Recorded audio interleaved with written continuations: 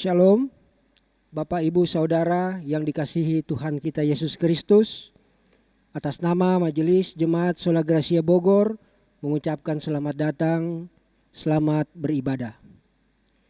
Puji kepada Tuhan kita Yesus Kristus bahwa kita dapat berjumpa kembali untuk mengikuti ibadah keluarga secara online pada hari ini, hari Rabu tanggal 3 Maret 2021. Kiranya kita dalam keadaan sehat, tetap setia beribadah, dan kuat dalam iman kita kepada Tuhan kita Yesus.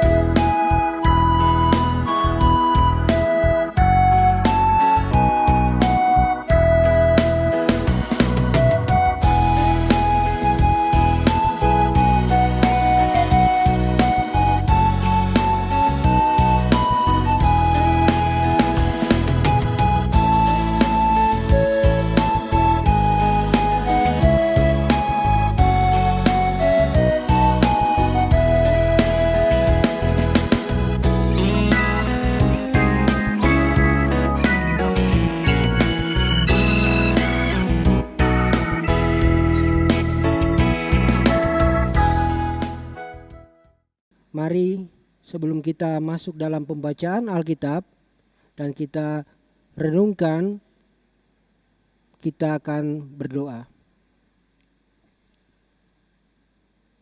Allah Bapa yang bertahta dalam kerajaan sorga, saat ini kami kembali memuji, membesarkan nama-Mu ya Tuhan.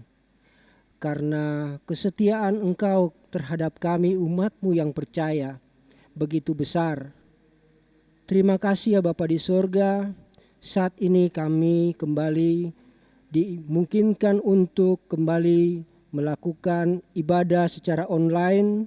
Kiranya Tuhan memberikan Roh Kudus kepada setiap kami yang ada di tempat ini yang menyaksikan ya Tuhan. Sehingga mulut dan pikiran hamba dapat memberikan yang terbaik untuk umat Tuhan. Dan untuk setiap orang yang mendengarkan ibadah ini, kiranya mendapatkan kasih daripada Tuhan. Berfirmanlah ya Tuhan, karena kami siap mendengarnya. Amin. Bapak Ibu,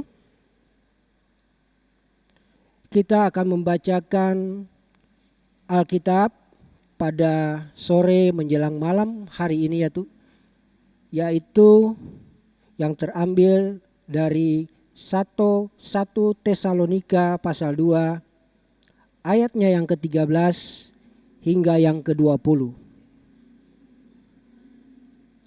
Sukacita atas jemaat.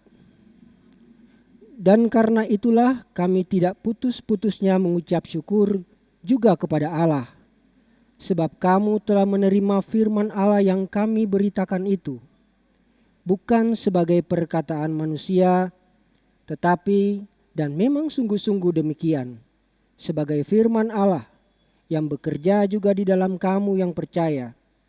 Sebab kamu saudara-saudara telah menjadi penurut jemaat-jemaat Allah di Yudea, jemaat-jemaat di dalam Kristus Yesus, karena kamu juga telah menderita dari teman-teman sebangsamu segala sesuatu yang mereka derita dari orang-orang Yahudi. Bahkan orang-orang Yahudi itu telah membunuh Tuhan Yesus dan para nabi dan telah menganiaya kami. Apa yang berkenan kepada Allah tidak mereka pedulikan, dan semua manusia mereka musuhi. Karena mereka mau menghalang-halangi kami memberitakan firman kepada bangsa-bangsa lain untuk keselamatan mereka. Demikianlah mereka terus-menerus menambah dosa mereka sampai genap jumlahnya, dan sekarang murka telah menimpa mereka sepenuh-penuhnya. Tetapi kami, saudara-saudara, yang seketika terpisah dari kamu, jauh di mata, tetapi tidak jauh di hati, sungguh-sungguh dengan rindu yang besar, telah berusaha untuk datang menjenguk kamu, sebab kamu telah berniat untuk datang kepada kamu. Aku, Paulus, malah jauh lebih dari sekali. Tetapi iblis telah mencegah kami. Sebab siapakah pengharapan kami atas sukacita kami atau mahkota kemegahan kami di hadapan Yesus, Tuhan kita, pada waktu kedatangannya, kalau bukan kamu?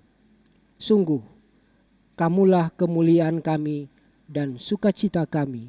Demikian pembacaan Alkitab. Berbahagialah setiap orang yang mendengarkan firman Tuhan dan melakukannya. Hosiana. Shalom. Selamat sore menjelang malam. Bapak-bapak dan ibu yang saya kasihi dalam Tuhan kita Yesus Kristus. Judul atau tema yang diberikan pada hari ini, sore malam hari ini adalah hidup spiritualitas yang berkualitas. Bagaimana kita memaknai spiritualitas? Kalau saya mendefinisikan spiritualitas adalah suatu hubungan emosional antara seseorang dengan sesuatu yang lain. Tetapi menurut iman Kristen, spiritualitas adalah hubungan emosional yang menekankan kehidupan persekutuan orang Kristen dengan Allahnya. Itulah spiritualitas Kristen. Nah, bagaimana kehidupan spiritual orang-orang atau jemaat Tesalonika? Kita melihat bahwa di pasal yang pertama surat Tesalonika ini ditulis, disebutkan bahwa ternyata jemaat-jemaat Tesalonika yang sebelum menerima Kristus adalah orang-orang yang berdosa. Orang-orang yang tidak percaya akan Tuhan. Bahkan ada umat Yahudi yang percaya kepada Yahweh, kepada Tuhan, tetapi tidak melakukan apa yang dikehendaki oleh Tuhan. Inilah yang terjadi pada jemaat di Tesalonika. Kota Tesalonika pada waktu itu kurang lebih abad yang kelima Masehi adalah kota yang cukup makmur, ibu kota dari Makedonia Romawi, karena pada waktu itu Tesalonika adalah bagian provinsi dari Romawi, kerajaan Romawi. Karena sedemikian pentingnya, Rasul Paulus menganggap ketika pelayanan Injil harus diberitakan seluas-luasnya sampai ke ujung dunia, maka kota Tesalonika ini adalah salah satu pintu gerbang untuk memasuki antara benua Asia ke Eropa, bahkan sebaliknya dari Eropa ke benua Asia. Tetapi jemaat atau orang-orang Tesalonika pada waktu itu yang begitu beragam, dan kota ini juga termasuk kota yang makmur. Kita melihat kehidupan awal daripada jemaat sebelum menerima Kristus adalah berbagai macam mereka penyembah berhala dan sebagainya. Nah, Rasul Paulus ketika jemaat Tesalonika yang sudah menjadi pengikut Kristus, disebutkan bahwa Rasul Paulus tidak ragu-ragu untuk memberitakan firman Allah. Kenapa? Dia yakin ketika apa yang dia suarakan adalah suara Tuhan. Sama seperti Yohanes Pembaptis ketika dia memberitakan tentang kedatangan Kristus yang pertama. Dia menyuarakan suara Tuhan, bukan suaranya. Makanya Rasul Paulus tentunya tidak ragu-ragu ketika dia memberitakan firman Tuhan. Inilah yang terjadi dan begitu penting ketika kita menyampaikan sesuatu, kita tidak boleh ragu-ragu. Rasul Paulus menunjukkan seperti itu. Karena Injil yang diberitakan itu adalah kabar kesukaan. Injil adalah kabar keselamatan yang berasal daripada Allah.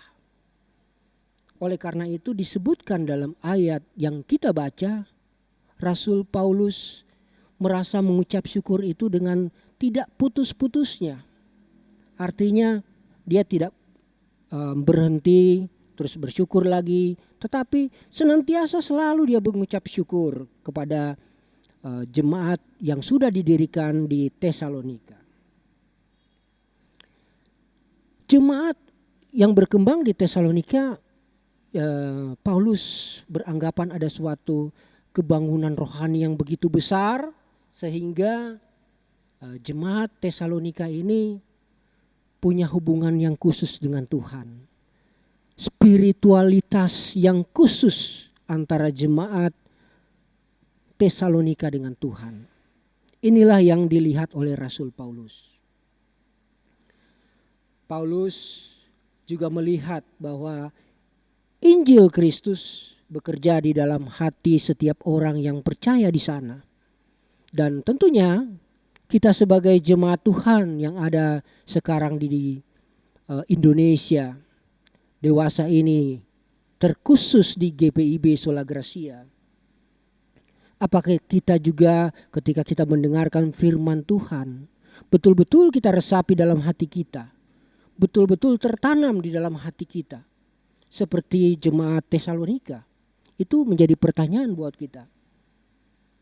Orang yang tadinya tidak percaya kepada Tuhan, baru mengenal Tuhan, tetapi dengan segala keberadaannya, segala situasi, segala kondisi yang mereka hadapi, tantangan yang mereka hadapi, tidak pernah pudar iman mereka. Yang tadinya mereka umat berdosa, sekarang menjadi orang yang suci dan benar. Roma pasal 1 ayat 6 mengatakan, apabila orang-orang menerima Injil itu sebagai firman Allah dengan iman dan ketaatan, tentu kuasa Allah akan bekerja dalam hati setiap orang yang percaya. Sama seperti kita, ketika kita juga dengan iman, dengan hati yang tulus, kita menerima Injil Kristus sebagai pegangan hidup kita, itu akan menguatkan kita, tidak mudah goyah seperti jemaat Tesalonika. Tetapi kita bisa lihat dalam pembacaan kita pada sore menjelang malam hari ini bahwa ternyata jemaat yang ada di Tesalonika itu tidak terlepas dari penganiayaan, rupa-rupa penganiayaan. Tentunya kita juga sama seperti mereka. Tak lepas juga dari segala macam cobaan kehidupan, masalah-masalah. Tetapi saudara-saudara kita di Tesalonika tentunya bukan hanya dianiaya oleh dari eksternal, dari luar, tetapi kita lihat ternyata ada juga penganiayaan dari dalam, dari orang-orang Yahudi, dari orang-orang Yunani. Bagaimana dengan kita? Apakah kita juga menjadi penghalang untuk orang seiman kita, rekan-rekan seiman kita? Atau kita menjadi penghalang dalam keluarga kita, atau di dalam rekanan kerja kita? Ini menjadi pertanyaan yang besar buat kita. Saudara-saudara, Bapak Ibu yang saya kasih dalam Tuhan kita Yesus Kristus, tentunya penderitaan karena Kristus itu yang kita pahami akan selalu mendatangkan keteguhan. Setiap penderitaan yang kita terima seperti jemaat Tesalonika akan mendatangkan keteguhan. Makanya kita jangan heran ketika orang yang percaya yang berada di Tesalonika itu rela menderita. Kenapa mereka bisa sampai rela menderita? Karena ada yang menjadi teladan, yaitu Rasul Paulus. Rasul Paulus diusir dari bangsanya. Rasul Paulus dirajam, dihukum cambuk. Tetapi yang ditampakkan oleh Rasul Paulus adalah senyuman, sukacita dari Roh Kudus. Itulah yang mungkin menjadi dasar kehidupan orang-orang percaya yang melihat bahwa penderitaan itu mendatangkan sukacita. Makanya iman mereka tetap teguh. Menderita tentunya kalau dipikir dengan akal logika tentunya kita sulit untuk menerima. Apalagi menerima kesusahan. Tetapi kesusahan yang kita terima ketika kita menjadi pengikut Kristus bukan menandakan bahwa Kristus itu meninggalkan kita. Justru sebaliknya. Ketika ada derita yang melanda kita, Allah justru menyertai kita. Ada kehadiran Allah di situ. Mengapa? Karena di dalam Kristus itu selalu ada di dalam kita. Baik secara pribadi ataupun keluarga ataupun jemaat, kita ada dalam Kristus. Kisah Para Rasul 17 ayat 28 menyebutkan, sebab di dalam Dia kita hidup, kita bergerak, dan kita ada. Jadi menderita karena Kristus menjadi suatu kehormatan bagi umat yang percaya. Ini yang ditunjukkan oleh jemaat Tesalonika. Nah, tema kita menyebutkan kehidupan spiritualitas yang berkualitas. Bagaimana cara yang harus kita lakukan? Rasul Paulus mencoba memberikan beberapa tips buat kita. Yang pertama, tulus ikhlas. Kenapa harus tulus ikhlas? Rasul Paulus bekerja, melayani tanpa embel-embel, tanpa dia mengharapkan suatu kehormatan, tanpa mengharapkan suatu pujian.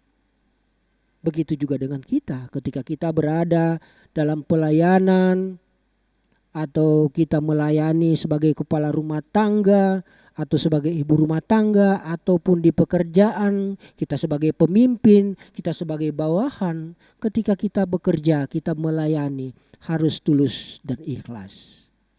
Kenapa harus tulus dan ikhlas? Rasul Paulus mencontohkan supaya ketika kita bekerja itu tidak mencari keuntungan untuk diri kita sendiri. Karena apa? Tuhan mencontohkan ketika dia datang ke dunia ini adalah dengan dasarnya adalah kasih. Tidak ada pamrih ketika dia menderita di kayu salib, mencucurkan darah untuk kita. Hanya satu tujuan adalah untuk keselamatan kita. Karena kekuatan penderitaan itu memberikan kita sesuatu keteguhan, sesuatu kekuatan sehingga kehidupan beriman kita menjadi berkualitas. Itu karena firman Allah yang kita terima itu bisa berakar, bisa bertumbuh, bahkan bisa berbuah.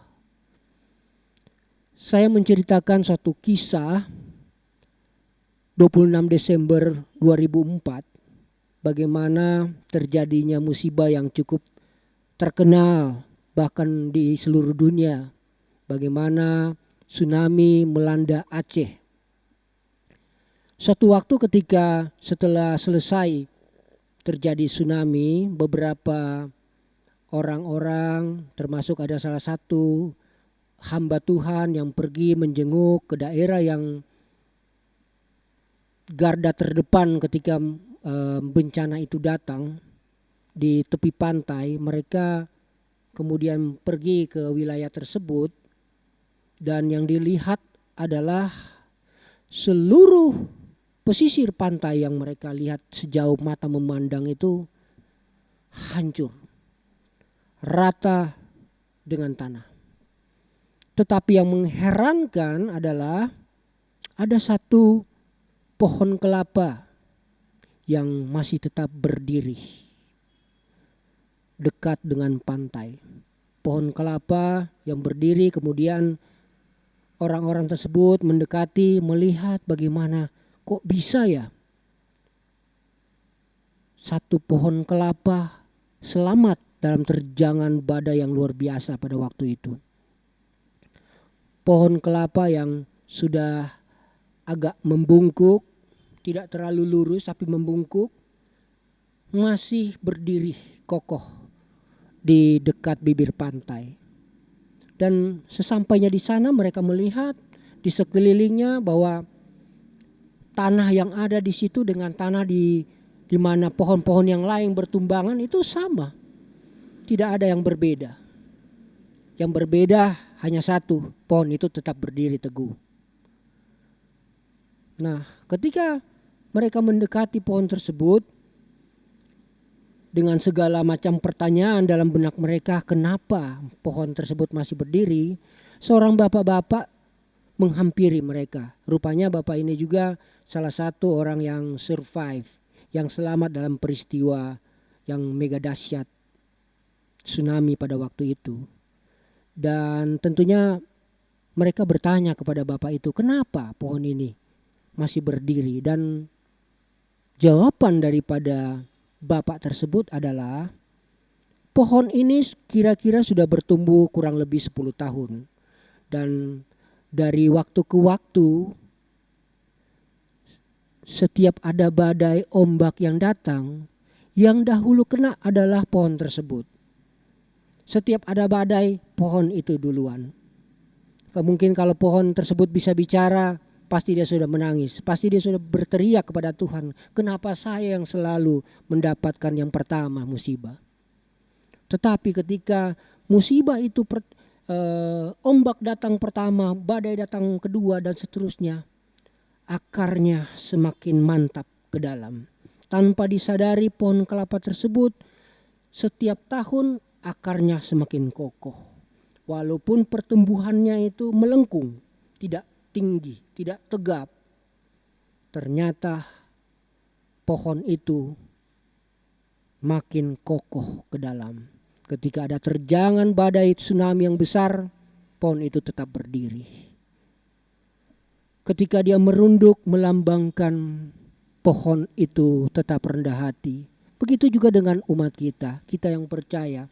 Semakin iman kita bertumbuh, berakar bertumbuh, kita harusnya semakin rendah hati. Dan ketika kita rendah seperti pohon tersebut, ketika dia berbuah, tidak akan menyulitkan, gampang untuk dipetik. Dan karena dia berada di bibir pantai, maka buah yang jatuh tersebar kemana-mana. Bukan hanya daerahnya sendiri, tetapi dia melangkah bahkan ke lautan yang luas. Ini yang mungkin menjadi pelajaran buat kita semua. Di dalam jemaat kita, di dalam kehidupan kita, pribadi lepas pribadi, di dalam keluarga kita.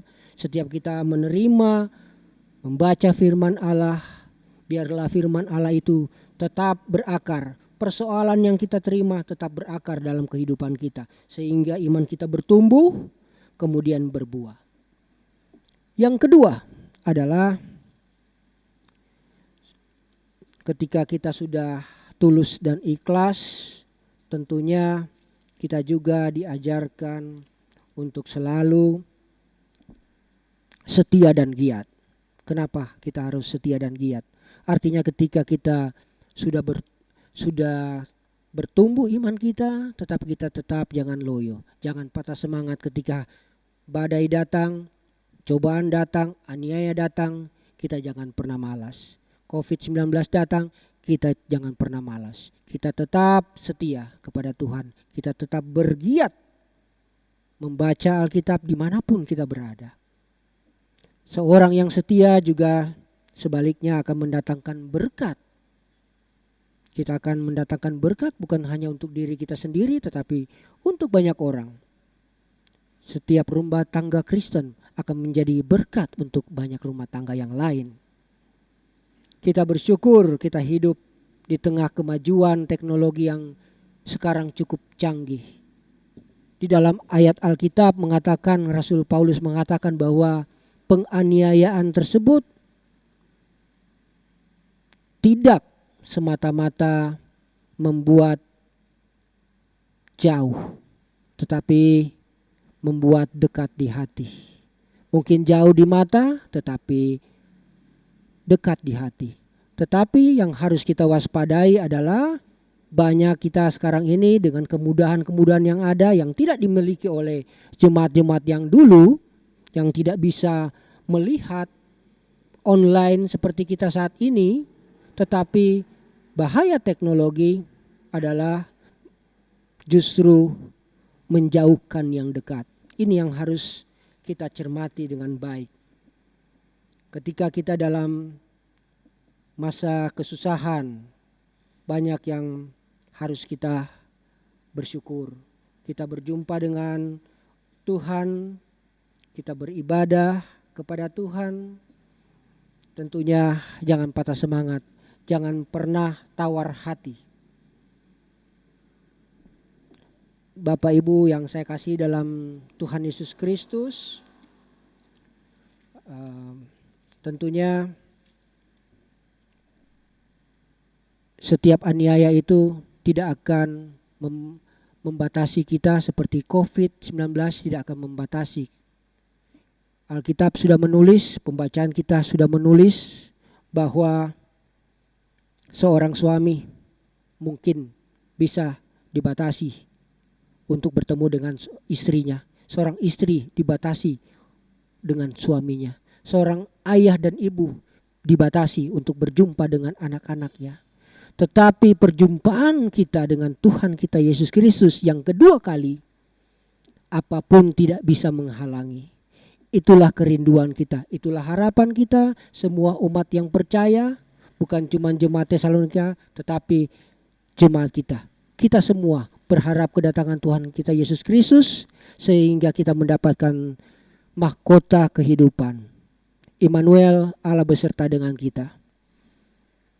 Bapak Ibu sekalian, mari kita masuk dalam doa syafaat. Kita berdoa. Allah Bapa yang bertakhta dalam kerajaan sorga, terima kasih ya Tuhan karena pada saat ini kami diberitakan oleh firman Allah yang benar-benar adanya. Setiap pembacaan yang kami terima adalah pemberian anugerah Tuhan.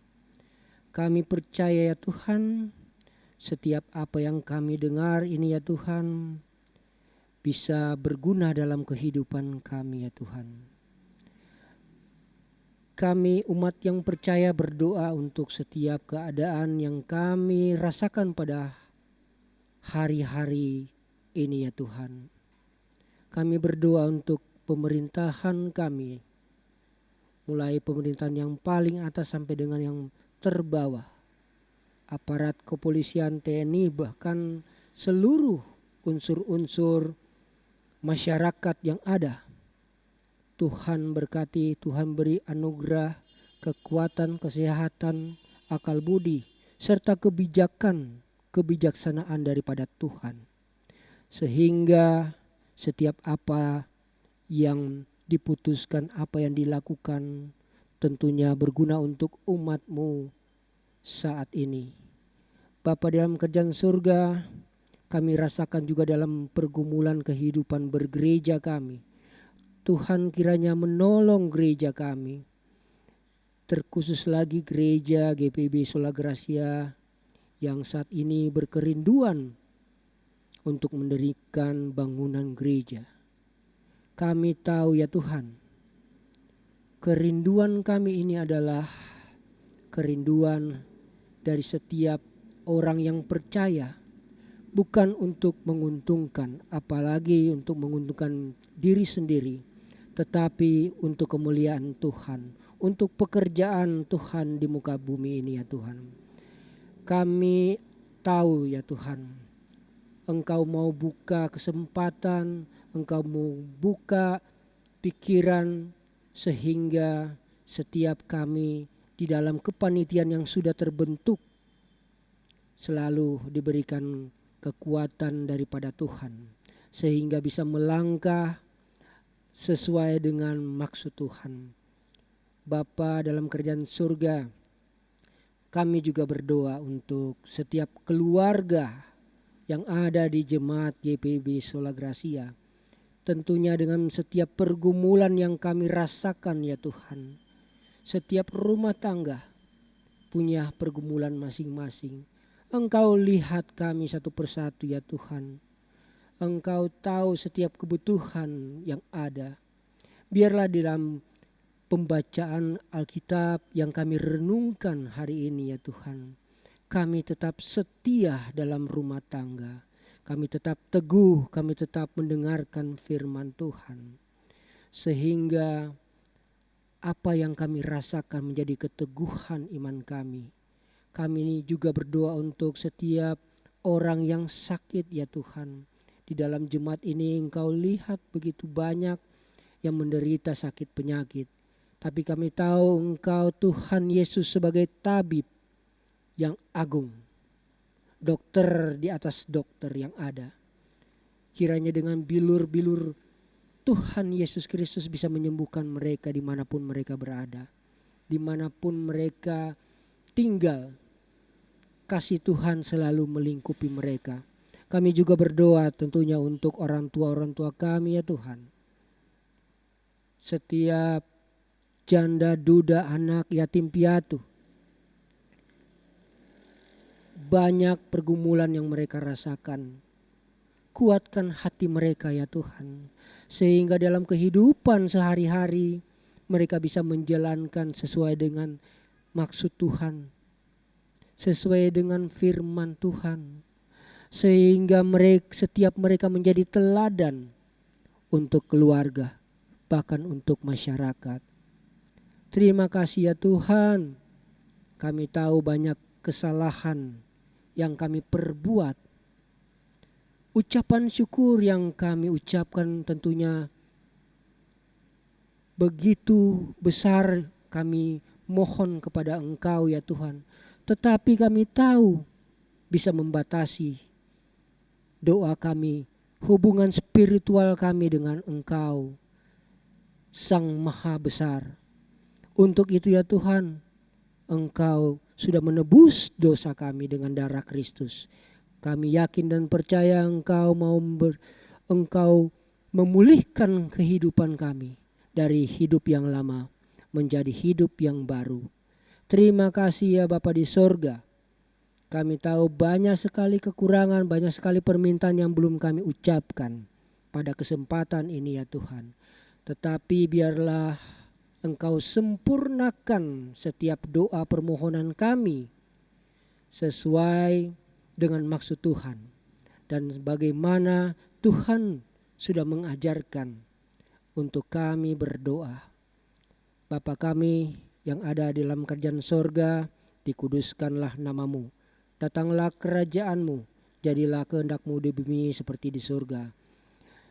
Berikanlah kami pada hari ini makanan kami yang secukupnya, dan ampuni kesalahan kami seperti kami juga mengampuni orang yang bersalah kepada kami. Dan jangan bawa kami dalam pencobaan, tetapi lepaskanlah kami daripada yang jahat. Karena Engkau yang mempunyai kerajaan dan kuasa dan kemuliaan sampai selama-lamanya. Amin.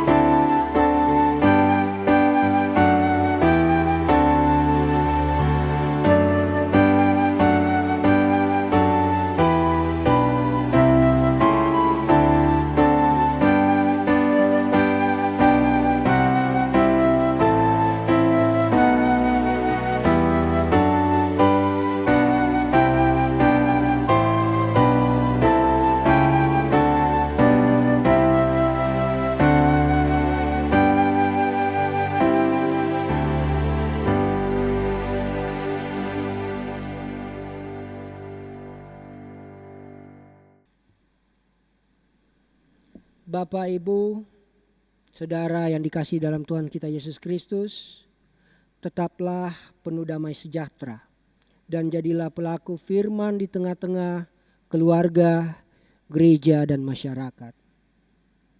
Angkatlah hati dan pikiranmu kepada Tuhan, serta terimalah berkat-Nya. Kasih karunia Tuhan Yesus Kristus dan kasih Allah dan persekutuan Roh Kudus menyertai kamu sekalian. Amin.